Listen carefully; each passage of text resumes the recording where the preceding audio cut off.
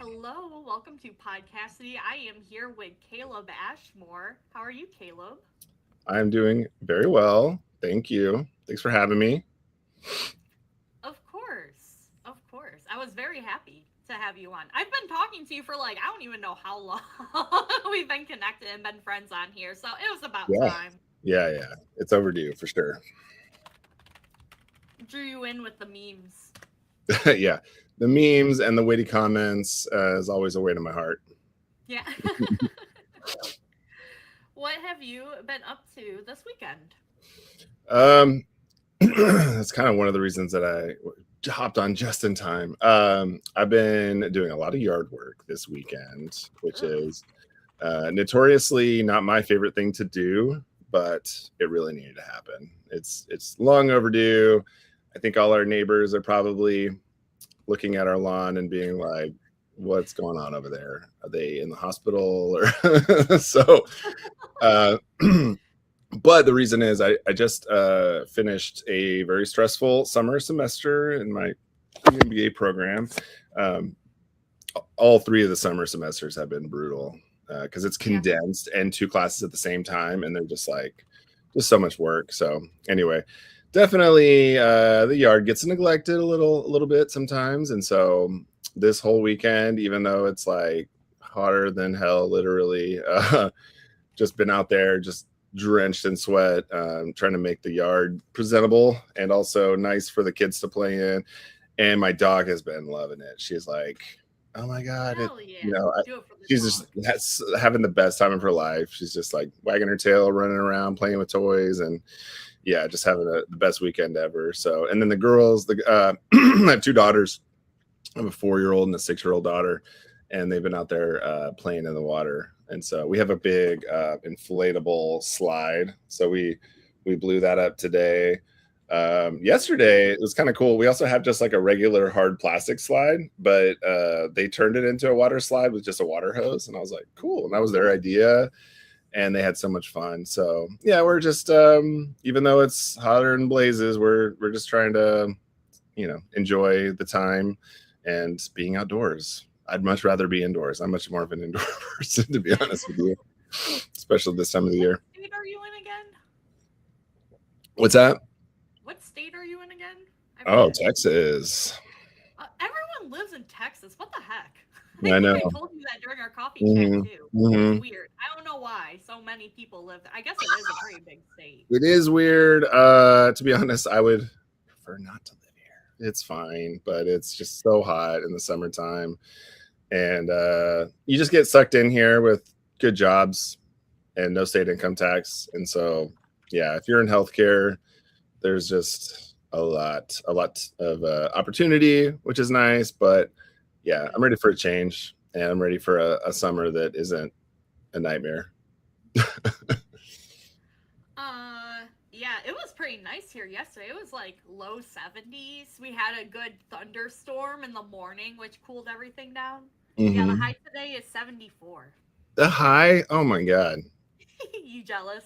The oh low my is god, seven. it's I think it's 100 here. I haven't looked up the exact Oh high, my but then god. what the feels like temperature is always like 10 degrees more, so humid.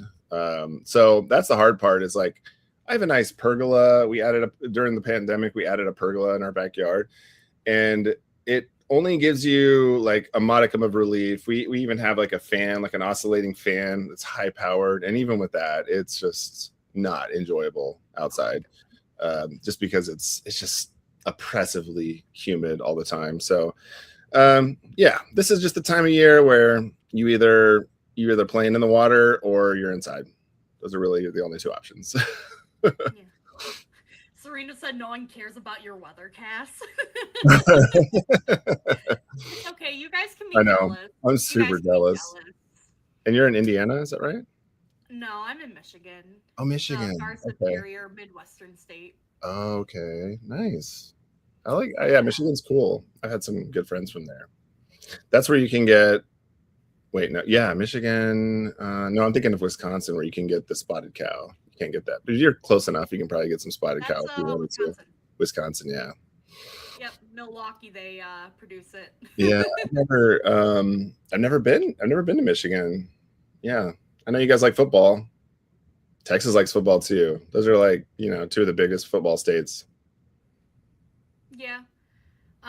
We hear a lot about football, especially I'm kind of near the area for University of Michigan.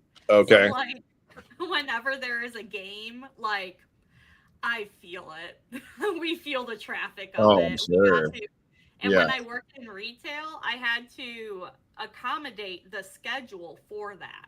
Like I would have to look at the U of M schedule and be like, okay, well Yeah. this is a game day, so I know that I need more cashiers this day because Uh-huh. people are going to be buying stuff, Yeah. even though the forecast or whatever says we don't. I'm sure a lot of people travel there too. Yeah. I mean, is that in Lansing? Ann Arbor. Okay. Yeah, Lansing's Michigan State. You're close. Okay. Yeah. I'm Uh, geographically challenged.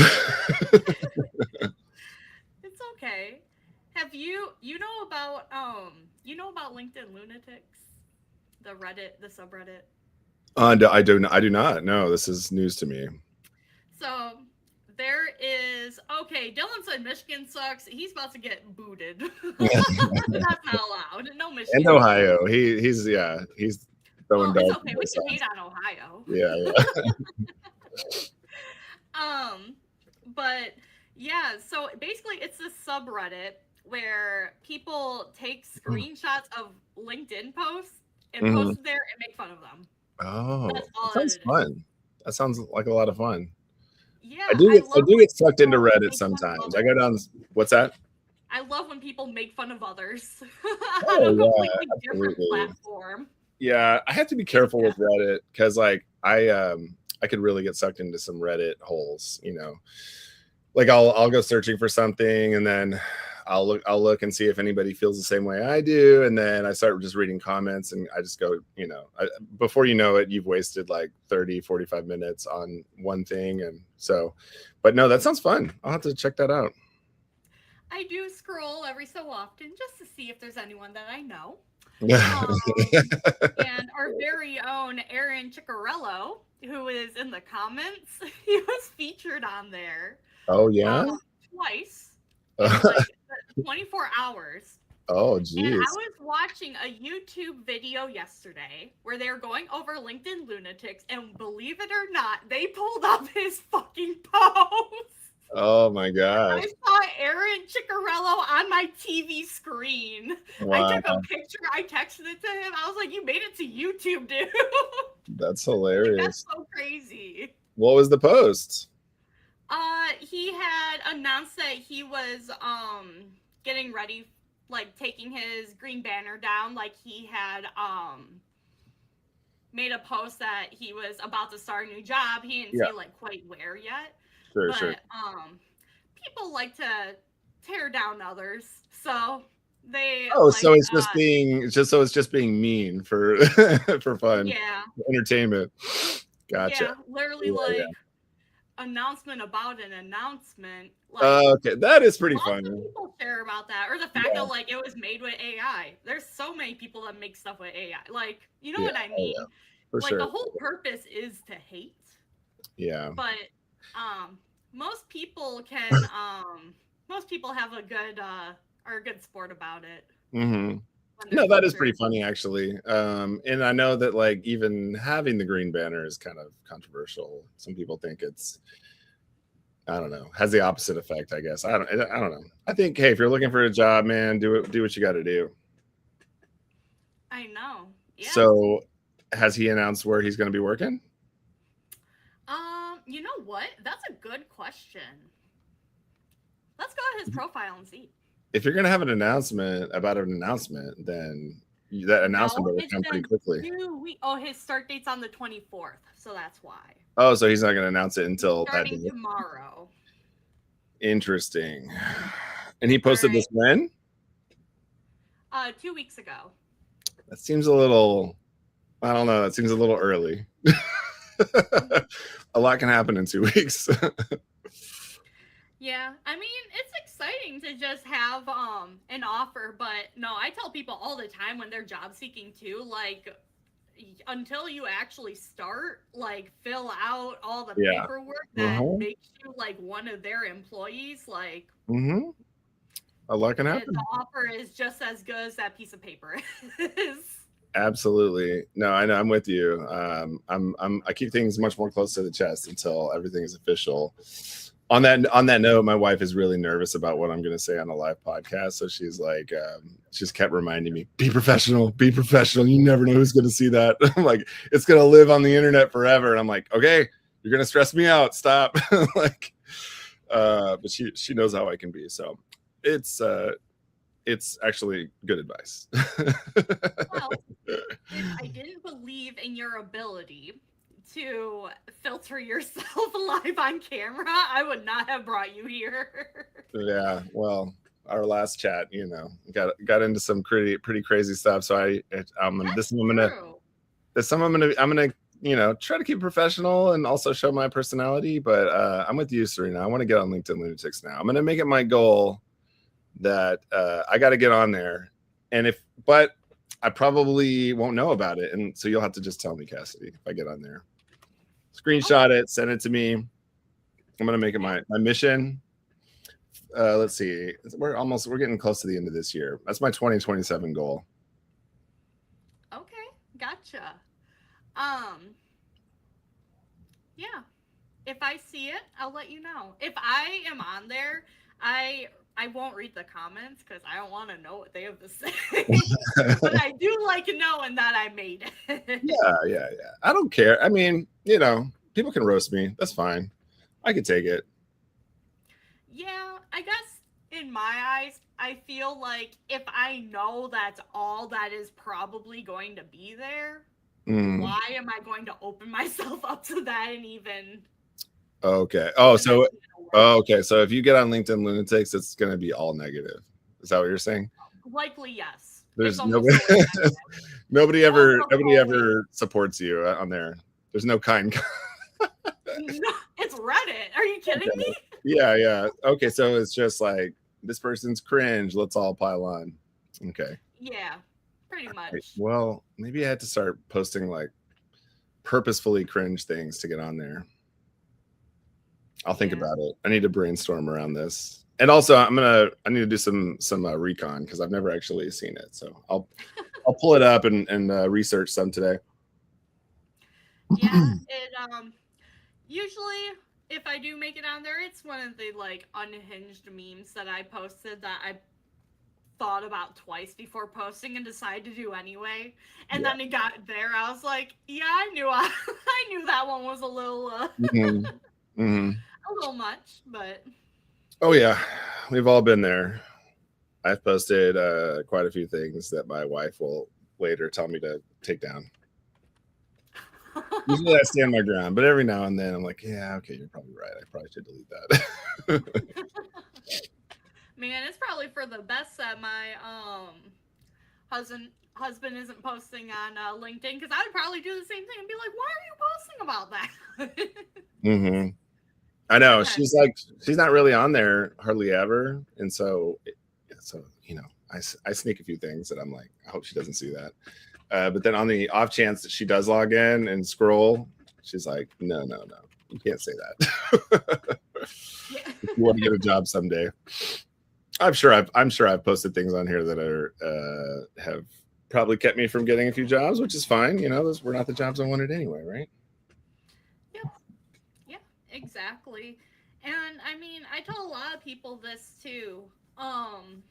With so much AI in like everything we do, like you do have to be a little unpolished and messy and Yeah. yourself Mm-hmm. to stand apart because otherwise Yeah. No, I agree. Sometimes like I'll write something. It's so weird. You're exactly right. I'll write something myself and I'll end up second guessing something I wrote because I'll look at it and I'll say like this sounds too good. No, seriously, like oh I'll write my like an god, I did email. such a good job. No, I'll write like an email. Like I have a pretty decent vocabulary. I read a lot. I thank my mom for that. She's got a really nice vocabulary. But like I'll write something and I'll be like, no, that's a little too good. And so I'll purposefully leave in, I can't do a misspelling because I have to spell things correctly, but like grammatical errors and stuff, I'll purposefully leave stuff like that in there so that they know a human wrote it.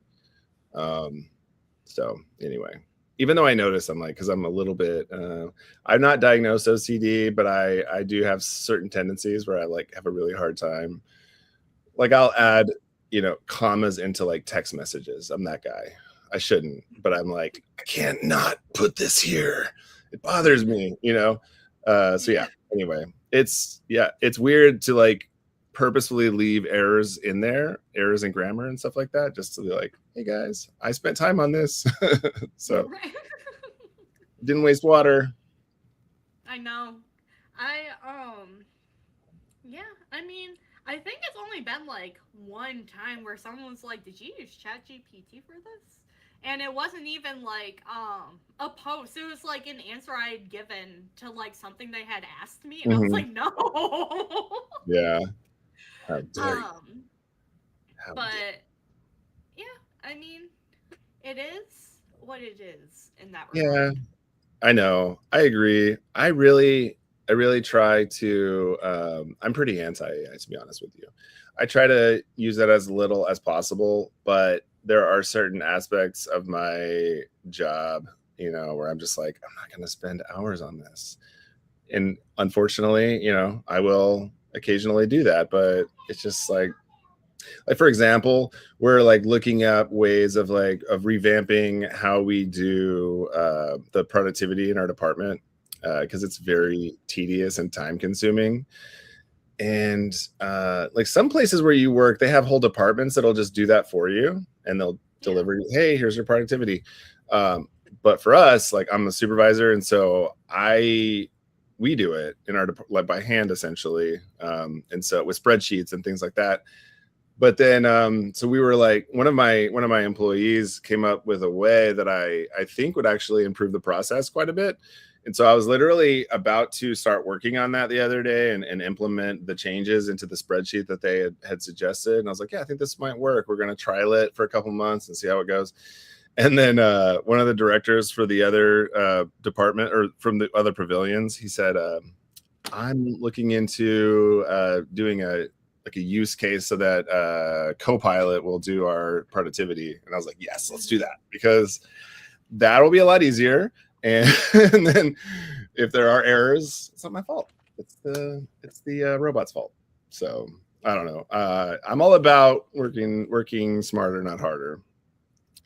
And Yeah. when it comes to stuff like that, and spreadsheets are mind numbing to me. So Yeah, it's I completely forgot what I was going to say. They're talking in the it's comments about AI, and then yeah. it drew it caught me off guard. Um I'm purposely trying not to look at them unless I see my name, because I could get easily distracted with my ADHD. I am medicated though, so I think I'll be able to hopefully stay on task. Perfect. I'm proud of you, Caleb. I'm doing okay. I didn't mention up top, but this is my first ever live podcast interview. So, but I think it's going pretty well so far. Hell yeah. We're almost It's 20 going minutes great. in. We're doing okay. Hell yeah. um how long have you been doing physical therapy for? Did you go like plan to become physical therapist? How'd you get here? That's a good question. I wanted to be a veterinarian initially. I was in high school and I was working for a local vet from a very rural part of Texas. So I was working for a local vet for a couple of years, trying to figure out, is this something I want to do? And he did a lot of large animal stuff. And hey, Jordan, I did see my name in all caps. Yeah, So she yeah, said, I worked Caleb, for. look here. You got me. Stop messing with me. Yeah, I'm trying not to look now. I'm just gonna look up. No, I worked for a vet for a couple of years. He did a lot of large animal stuff, and I wasn't like a huge fan of that. And I also did not like putting dogs. It was really sad. And so I was just like, I don't know that I want to do this. What else could I do? So then I had a couple pretty serious injuries playing football. I'm on legal drugs. That's correct. And I've been in here legally. I got you. right, thank you. Yes, let's clarify. And so yeah, so then I got had a couple serious football injuries, and then which led me to go through the PT process a couple of times, unfortunately. But then I was like, you know what, I could do this for a living. I knew I kind of wanted to do something somewhat medical. I also really love history, and so I was kind of torn between something medical, something in history, and I just figured there would be better job opportunities in the medical field, which is true. But I don't know. It's kind of a weird thing, like in high school, to like think logically like that. I probably should have just followed my passion, which is history. But now I get to kind of do that as like a side thing. So I just love, yeah, I love history. So I would have been like a history professor probably or something like that. I don't know, maybe written some books. Anyway, so then I went down the PT path and I never deviated from that. So my brother once told me that I was lucky to figure out what I wanted to do in high school. And I was like, not really, because I still have knee pain and like I still kind of feel that injury a little bit. But Yeah. it did lead me to where I am now, and I'm grateful for that. And so, yeah, I've been a PT for over 13 years, and I've been a supervisor for the past 5. And I work at Harris Health here in Houston, which is the largest safety net hospital system in Texas, and one of the largest, I think the 5th largest in the country, if I'm not mistaken. And so what a safety net hospital system is just it's a hospital system for people who are either uninsured or underinsured, because everybody needs to get healthcare and will get healthcare. And so the reason that we exist is because, like, let's say you're in a super serious car accident and you might die. Well, they're not gonna take you to our hospital. What they'll do is they'll take you to the nearest hospital that'll save your life. And if you do not have insurance, then they'll send you over to us once you're stabilized. And so it's a big cost savings for everyone, because if safety net hospital systems didn't exist, then everybody's premiums would go up super high, because those without insurance are, again, going to seek medical care, and it's a lot more expensive to not get preventative care too. So long-winded answer to that question. No, it was the way that you brought it back, talking about like the specific hospital system and like the good that it does and how that works. Like it was very much appreciated. Like Thank you. I love that. That's amazing. Well, What a one other great thing thing that's to do. kind of cool, well, it's not cool, but one of the things is that we take care of, in Harris County, we have the most uninsured individuals in the country. That's a bad thing. But the good thing is, so we're busy. We're very, very busy. And so it's really kind of a mission, and we all enjoy it. I mean, you don't really, because it's challenging. A lot of our patients are a lot more unhealthy and have a lot of comorbidities. Some are not citizens of the United States. And so the cool thing is, in our system, all you have to do is prove that you live in Harris County. So you just have to reside here. You do not have to be a U.S. citizen or have a social security number, anything like that, and we will take care of you. So it's really cool. There's really high level care here. I think a lot of times people think of like a county hospital system, and there's sort of like the stigma of like, oh, I don't want to go there, but honestly, more people should, because we have some of the best care in the city, if not the best. The show ER takes place in Cook County, which is another safety net hospital system, one of the largest in the country. And so, yeah, I love it. I've worked at Harris Health for over 13 years, my entire career, either full-time or part-time. I've left and worked other places, but always worked here at least part-time. And I did a couple of rotations at Harris Health too. So for me, it's like, it's kind of just being part of something that's very meaningful and impactful where I live locally. So I love that. Yeah. That's amazing. Wow. Wow. That's like all I can say about it. Like that's so amazing. Oh, thank And you you. have such a great Amberine. I gave math vibes yeah, that's what because of my Amberine glasses. said. Well, it's funny she says that because I am wearing a Callous Cowboys shirt, which is one of my favorite bands, and Mm-hmm. it is mathcore. Yeah. Have you heard of mathcore? Mm-mm, I haven't. Yeah, it's Um, like hardcore music. And I'm not a musician, so somebody might sound off in the comments if I'm wrong on this, but I think it means that they like strategically change time signatures a lot with their music, kind of like Tool does, but it's different. It's I guess maybe like similar to that, but also with a lot of screaming and other different types of music blended looking in. up mathcore after Um, this. Mathcore. So I yeah. got it. However, unfortunately, I'm not that good at math. I try to look smart and sound smart. Okay, you try to fool people with it. Yeah, I'm glad I fooled some. Yeah. Jordan was asking about pet physical therapy. If you Yeah, do that's a that. thing. That's a thing. I considered that actually. Well, I actually didn't know that that existed because like in my very rural part of Texas, they didn't have that.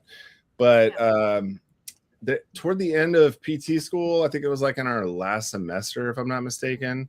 It's I think a 3-year program, and so like toward the end, they had some like non-traditional clinicians or like different kind of non-traditional career paths you could go down with PT. And that was one of the ones that they had come in, and I was like, oh my god, this could blend the two things that I wanted to do. And so there's just there's not as many opportunities for that. Selfishly, they don't get paid as well, which kind of sucks. I think the problem is like most people don't have pet insurance, so you would have to pay cash for that. And so I think, and people I think are some people, depending on where you are, probably a little bit more reluctant to fork over a lot of money for cash with cash Yeah. to for their pet. There's a lot of people that they're just like, not how I feel, but a lot of people feel this way, like, oh, why don't I just put this dog down or something and then get another one. Like there are unfortunately a lot of people like that. So yeah, I think it's more seen as like I think a luxury and less of a need for dogs and animals. Unfortunately, I think Yeah. it's extremely important, and yeah, I would love to do it. There's just not a whole lot of places that do it, unfortunately. Well, Jordan's over here telling you that you need to open your own business doing it in conjunction. That's not a bad um idea. but Good idea. no, Jordan's story, you should, if you're not connected with her, you need to be. Like her story is insane. Yeah. Um Uh, you started she started the Canine Stroke Foundation, right? Yeah. yep. So I didn't even know that existed, which is wild, until I met you, Cassidy, and you told me about it. So you've taught me things.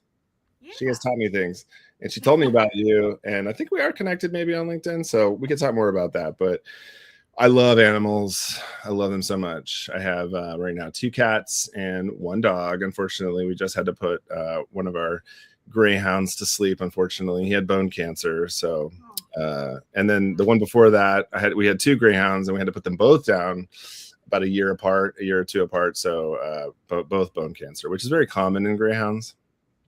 But anyway, so that's hard. love me some animals, man. Yeah. Yeah, absolutely. Uh, Kathleen was asking if you could talk about the subject of pain and how you work patients through it. Pain. Yeah. Sure. It's the majority of our patients do have pain. It's pretty rare to have a patient who's seeing you for something other than pain. I would say it does happen. Like I have this one guy right now who's like extremely unflexible and not super well coordinated, and also kind of needs to work on like endurance and stuff. He's a piano player, but aside from that, he's the only person I have that doesn't have some type of pain. And so it kind of depends on the pain. There's more acute pain, which is like, so, like let's say you twisted your ankle a couple of weeks ago. you have like an ankle sprain and you go see a PT, that's more acute pain. So you can manage that in different ways because, like let's say you're still wanting them to put weight on it, exercise it, but it's more kind of a fresh injury and more acute. And so you may have to manage swelling and bruising and things like that, and kind of work the person through that, but also kind of reassure. There's a lot of reassuring that goes on, in these cases of like, it's safe to do this. You need to do this. It's like, I think that if I wasn't a physical therapist, I would have a lot of those fears probably associated with injuries.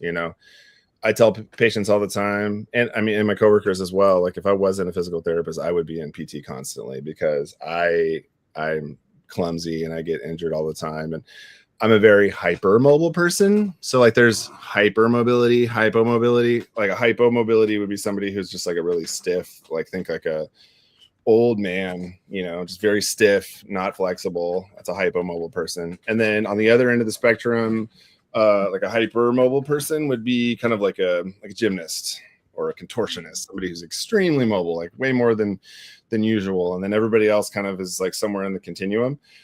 And so it just depends on the person and what they need. But yeah, pain is tricky. It's always, I would say anywhere from like a moderate level pain to like a smaller amount of pain is pretty manageable.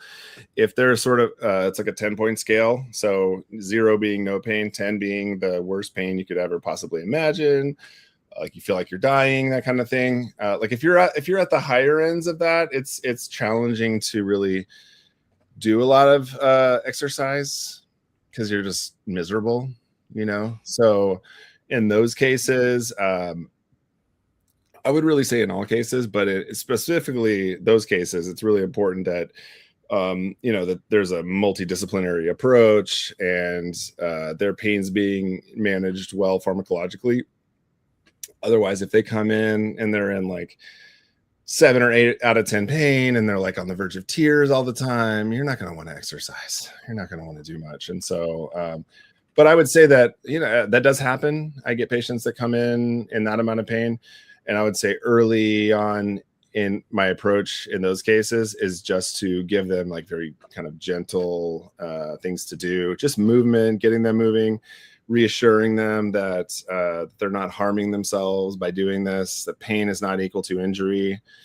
And, especially if it's a more like persistent issue, a lot of them just haven't really done much in many years, and they need somebody to kind of guide them through the process and just to tell them that like, no, it's okay. This is normal. And it's normal to have setbacks from time to time and things like that. So yeah, I see PT more, and I think a lot of PTs do now, as sort of guiding people and letting them know that this is okay. This is normal. This is to be expected and that kind of thing. And so, yes, I think I answered the question. If not, I'm willing to further clarify. No, you definitely answered it. And the answer was very broad as well. Like Yeah. I'm sure you could talk for the full hour just about like Oh yeah, pains I can, and and I'm happy to if that's what people want to talk about. Definitely, I can do that. And Breen did have a question. What'd she say? She said, "How do you handle people with pain who have lost hope? They must be posing a challenge." Yeah, that's a great question. In fact, I had somebody just this past week who so this is like my 3rd time seeing this patient, and she is in this zone, which is really sad for me because when she first came, she she's had this pain for over 17 years, like a long time. And but she really likes to exercise. She's very smart and intelligent and intuitive, and so she loves to exercise. And she kind of wanted like specific exercise interventions that she could do that would help her with her very specific dysfunctions. And so I gave her those. She did really well. I probably saw her for like 2 to 3 months. Then come to find out, like she had some internal issues in the area regarding like fibroids, which were causing a lot of the pain. Yeah. And so, yeah, then she had to get those treated, and then ended up over time, I would say a tough recovery process from those procedures and surgeries and all that. So now this past week, I discharged her, and it was not a happy discharge because she came in and she is depressed. I talked to her about it. She's had pain for a really long time. She's feeling very stressed out and just like, I think a lot of times in these cases, like if you've had pain for a really long time, you tend to get your hopes up about a certain intervention, or, this surgery is going to be the thing that I need to like, make my pain go away or something like that. And that doesn't always happen. So that's why I think PT is so important, because a lot of times people do think that this next surgery, that's going to be the one, that's what I need, and then I'm going to be fine. But not necessarily, because you're still going to have to rest and recover from that surgery. And then on the other end of that, a lot of times there's a lengthy recovery process if it's done correctly, depending on the procedure and surgery. And so in this case, I just told her, like, she's not sleeping well. She's clearly depressed. She has all of the appointments coming up that she needs. I was looking at her schedule and I'm like, you're being seen by all the specialists that you really need to see right now.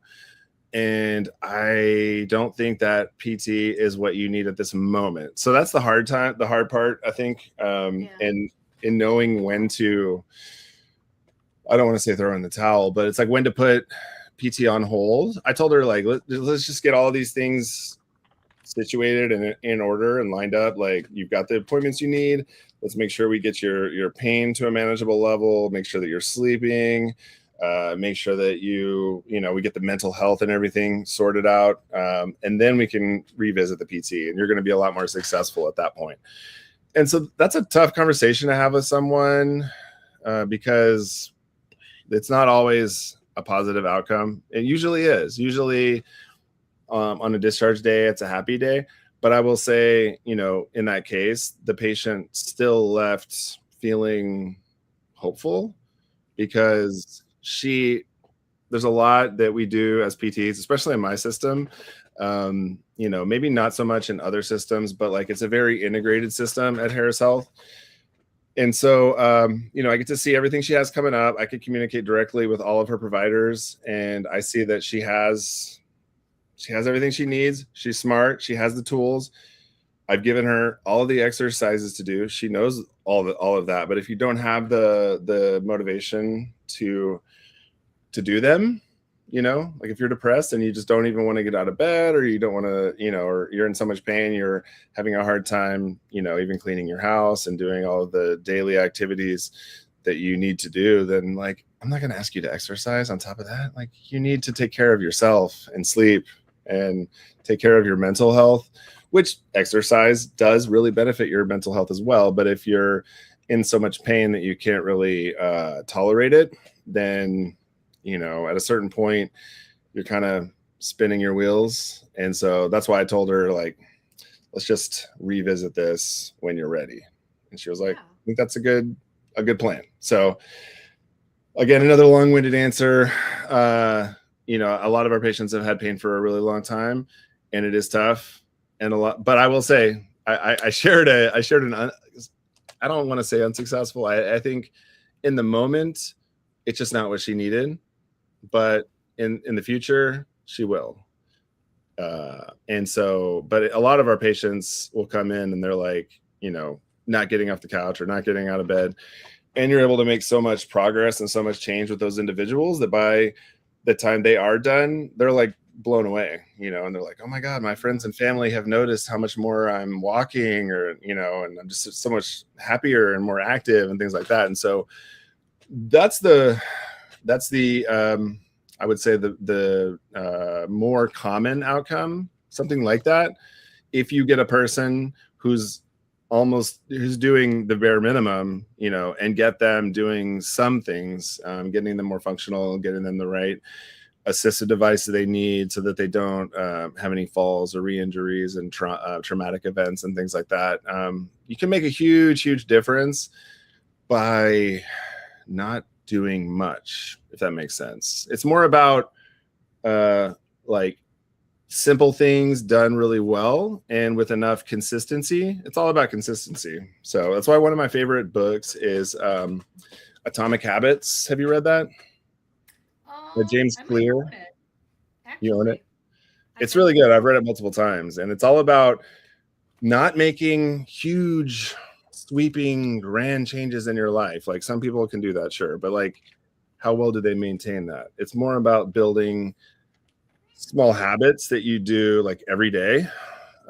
Like you use the example of, let's say you don't exercise.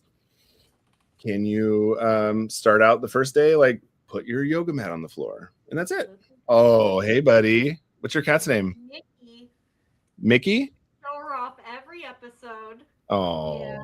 I love that. It's a she? Yeah. It's short for Mikasa after Mikasa Oh. Ackerman and Attack on Titan. Oh, okay. I'm not familiar with it. My brother probably is. Is that a anime? Yeah. I just have too many kids for anime, but I do think it's really cool, and I wish I had more time for that. But anyway, I don't remember what I was saying. I don't know. Pain is tricky. And every day you see something new and unique, and yeah, that's why it's a fun job, is because it presents differently every single day, and it keeps you on your toes, and it allows you to get creative and think outside the box, which I enjoy. Yeah.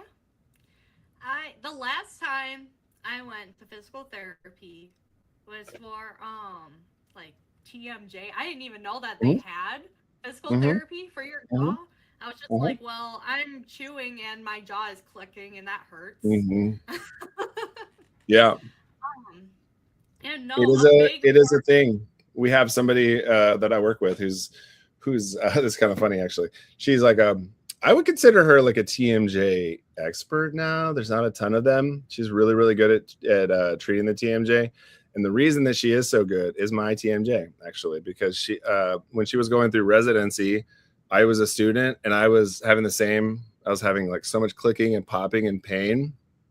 And I had her treat me literally just a few times. Over the years, I think she's treated me 3 or 4 times, and I'm good now. I don't have any issues. And we found out the issue is I was chewing a ton of gum. I don't chew gum anymore. Seriously. I don't chew gum anymore, and I'm fine. I'm totally fine. Occasionally, I'll like yawn too big, and it'll pop, and then it sucks for like a day. But it was one of the last time she ever had to treat me, which I think was about a decade ago. It's been a while. We've worked together for a long time, and she's a much smaller than me. She's a shorter person, and she has much smaller hands too. This is a funny story. She tells she's the head of our orthopedic residency, so she tells every single group of new residents that we have about this. So she was like putting her hand in my mouth to mobilize the TMJ. I did that. And it was funny. She was like, I was in a ton of pain that day. And I was like, please, Sarah, help me. And so she sticks her hand, puts gloves on. She sticks her hand in my mouth, and she's like going to mobilize the jaw. And she was like, Caleb, stop biting me. Caleb, stop biting me. Caleb, stop biting me. Stop biting me. She was like, so she started like frantically, stop biting me. I'm like, I'm trying not to bite you. My muscles were like so just, I don't know, just angry. I couldn't open my mouth enough to not bite her. And so I was like, I'm sorry. I'm sorry I'm biting you. So yeah, that was the last time she treated me, but she never had to again. Like, I think I just, I stopped chewing gum, and I tried to not yawn as big as I used to. You can also like put the tongue to the roof of your mouth, and there's different little tricks and things that you can do to try to avoid it if you're a super mobile person like I am. But she even treated my brother for the same thing. He was having issues. I think it's kind of genetic factors too, probably playing into that. But we're hypermobile. What was the name of the thing that they did?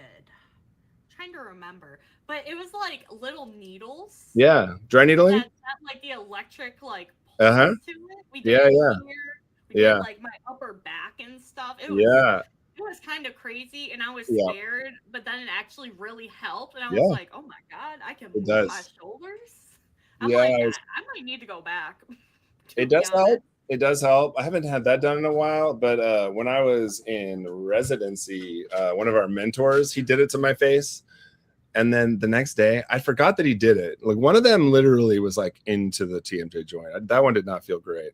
But then the ones around it felt pretty good. And then the next day, I was in residency, so I was like just trying to make it day by day. I was like very stressed Yeah. out and not sleeping well. And I woke up the next day and I was like, oh my God, why does it feel like somebody punched me in the face? And it was just sore. I was just like really sore for a day after that. But then I did feel a lot better. Like you said, it did help. So yeah, dry needling can be really helpful. I do dry needling as well in different areas of the body. Just a bit that, there's some research. There needs to be more. It's like not great for the knee, but it is very helpful in certain issues like back pain, neck pain, stuff like that. So. Hmm. What is going on in the chat? I heard someone say, well, I heard as Maybe if I'm Caleb knows. What is the right. That's why I'm like, what does Caleb maybe know? uh what are we sorry. Oh, is it did somebody talk about blood flow restriction? Is that what we're talking about? Yeah, Jordan said they use the horrible blood pressure cuff thing on my legs to reduce blood flow while I exercise. That was painful. Yeah, that's really cool. So That's we cool. oh yeah, it's awesome. It's very uncomfortable, but it works really well. Okay, so I'm gonna nerd out a little bit, but it started out in San Antonio. I'm drawing a blank on the name of the clinic, but they started out using it with veterans who had like really traumatic injuries from war. Hmm. And the reason it works, it's really cool. So basically, they put a fancy blood pressure cuff on a limb. So like, let's use your leg for example. Let's say you have like a seriously traumatic knee injury, okay, for example. And then let's say they go in and they reconstruct everything, but then you cannot tolerate higher loads, obviously. Like, let's say I don't know, when you get done with your surgery, you can't do, let's say, like 100-pound leg extension, right? Because Right. it's too heavy. Yeah. But what you can do is restrict the blood flow to the extremity. And the studies have shown that by doing this, the blood pumps into the limb, but then is restricted from coming back. You don't restrict it fully. You restrict it about 80% or so. Okay. Hmm. And by doing that, I think there are some mechanisms that are not fully understood yet, but they think it's on the cellular level of when the blood pumps into the limb and then is not then able to all of it make it back up as easily. It has to kind of stay in your limb, right? Where at the site of the injury. Hmm. But you can do, as she said, it is very intense. The feeling, it feels crazy. Like, but they'll do like a lightweight, like so instead of let's say you normally do on the leg extension machine, let's say you normally do 100 pounds, like then you might do 5 pounds, but it feels like 100 because and you do a lot of repetitions, so you're basically getting all of that blood pooling in the area, and then whatever cellular factors. To be quite honest, I'm not a biophysicist or anything like that. It gets deep, right?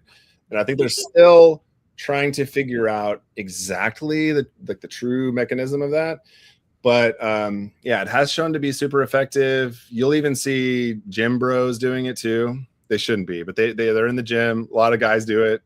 Just they're like, I got to get this pump, and they'll cut off the circulation to their arm, and then they'll lift like lower weight at much higher amount of reps, and then get similar effects, which is cool. Hmm. So it's less strenuous on the body, actually. Like it feels crazy, like it feels really really hard, and like it feels like, I don't know, like you're hurting yourself. You're not, though. So it's if you do it with a physical therapist. Now, if you do it by yourself, you're on your own. But if you do it with the guidance of a PT, you're doing it safely, and you can have some really awesome benefits and improvements in strength and load tolerance at much lower loads. So it's less dangerous, actually, than if you were just trying to push really high loads in a more acute phase of an injury, if that makes sense. Yeah. Hopefully I. No, that did make sense. And we are all for the nerding out. Ambreen even said, nerd out. We're all here for it. Okay. Yeah. I will. I can nerd out on a lot of topics. But I really, blood flow restriction is really cool. And so in patients that have had pain for a really long time too, right? Like same thing. If your knees hurt for 10 years, like I'm not going to ask you to all of a sudden lift 50 pounds. But what I might do is, strap that cuff on your leg and then say, push against 5 pounds, which is a lot more, just wrapping your mind around that is a lot more feasible to you. Right. And just say like, you tell the patient, this is going to be uncomfortable, kind of intense. Right. But, and you'll be sore. You do get real sore from it too. But it's great. And it helps. I've used it for myself.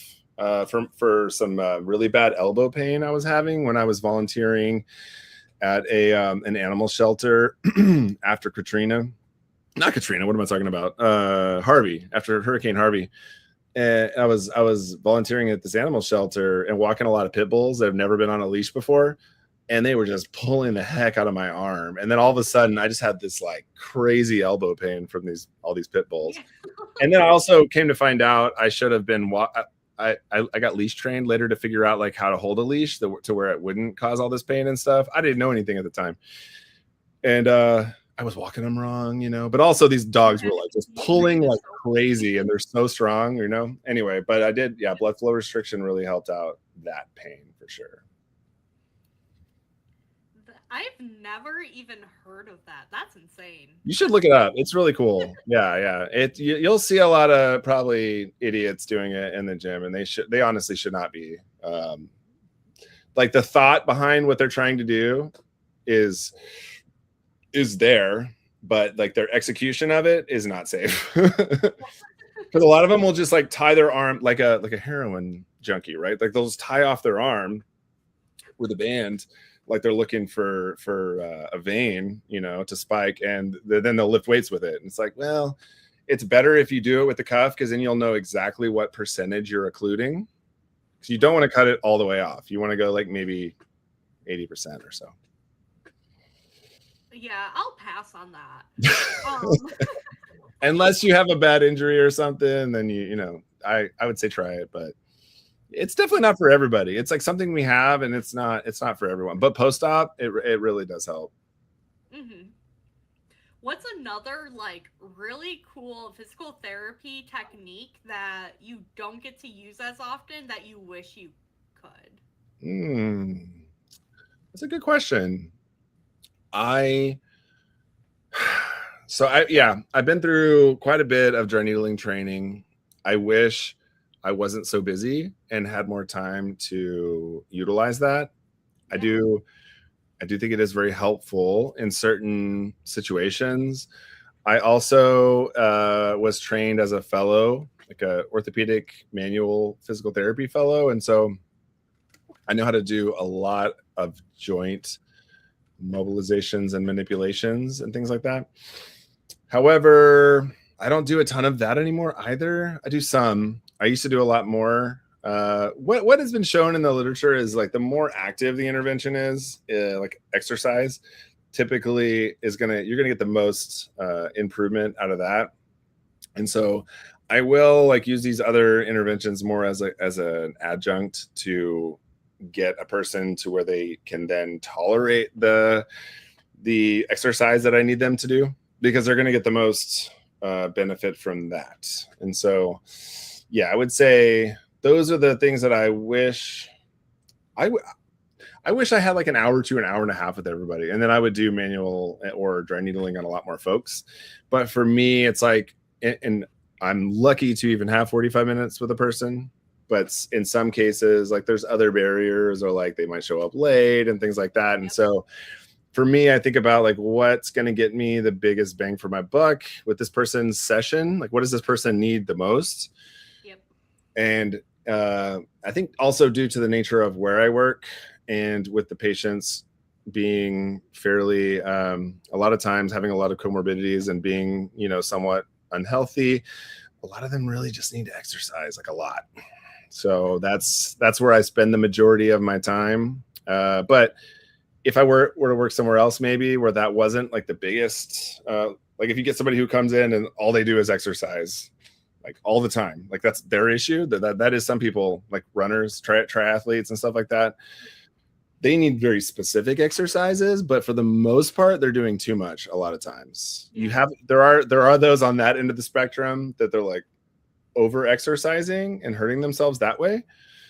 But I would say with my patients and with the vast majority of the population, it's more of an under exercise issue is typical. I'm in that boat.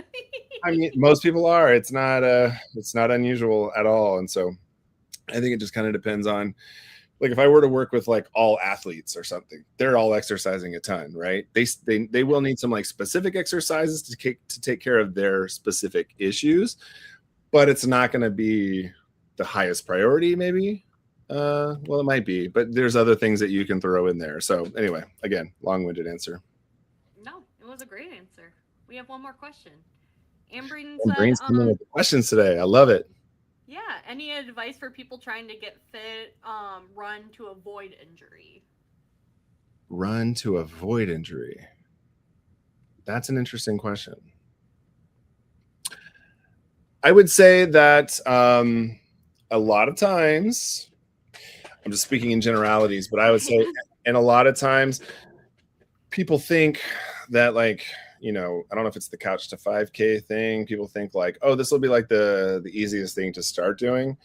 In a lot of cases, it's not, because I think it's because like running and jogging is something that we can just do as humans. Like at some point in your life, you learned like I can just walk, and then I can walk fast, and then if I go a little faster, I can jog, but there's so much that goes into that. And so I would say for the majority of folks, it's not a place where I actually have them start unless they're already a fairly fit person. It is nice because you don't need exercise, or you don't need equipment to do that, right? You just need ground in a relatively safe area. But I would say more often than not, I have people start out with like fast walking, or like a not. I say like somewhere in between, like not super fast, not super slow. Just go like a good pace walk for like 30 minutes most days of the week. Those are the American College of Sports Medicine. That's their recommendations for all people, is to do like 30 minutes of moderate physical activity most days of the week. And so I know that's kind of a boring answer, but typically I want to make sure that people can fast walk before they start jogging. Yeah. And then when they get to that point, like let's say they're fairly fit, fairly strong, their muscles can tolerate that amount, then I'll usually do intervals. And so I'll say, okay, you're doing fast walking, you're feeling good with that. If you really want to get into jogging, go for it, but do like a minute jog, do like 1 minute jog, and then do a fast walk for 3 minutes, and then repeat that a few times, maybe like 10 times or so, to where you've only done like 10 minutes of actual jogging, but then you've done like 3 minutes in between each of fast walking, and see if your body can handle that. And then if they do, then after a certain amount of time, let's say maybe a few weeks, then go down to a 2 minute fast walk in between, right? And then eventually a 1 minute. So then it's 1-to-1, 1 minute jog, 1 minute fast walk. And then usually after they've done that for a while, then I'll say, okay, just go jog. And usually if people do it in a slow, kind of more consistent, methodical way like that, I know it's kind of boring, but that's the way to avoid injury. I think where people a lot of times get into trouble is they do the couch to 5K, or they just go out and just start jogging. Like eventually, if you're not in great shape, you may end up in pain at that point. So I would say do the intervals and see if that works out. And if it doesn't, go see a PT.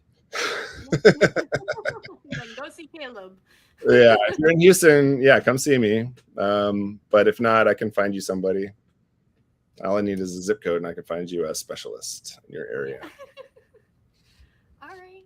Well, you made it through the hour. I'm proud Yeah. of you. Me too. Yeah, I got some good questions. Thank you, guys.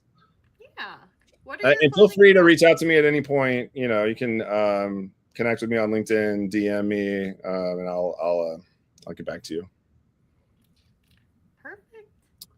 Thank you, everyone, for coming and commenting. And yeah, there were great questions today, so definitely appreciate that. Thank you, Caleb, for coming and being on the show. It was certainly a pleasure. Yeah, I enjoyed it. Thank you for having me. Yeah, next Podcassidy will be Wednesday at 8 p.m. And that is all. Yeah. All right, everybody, enjoy the rest of your weekend.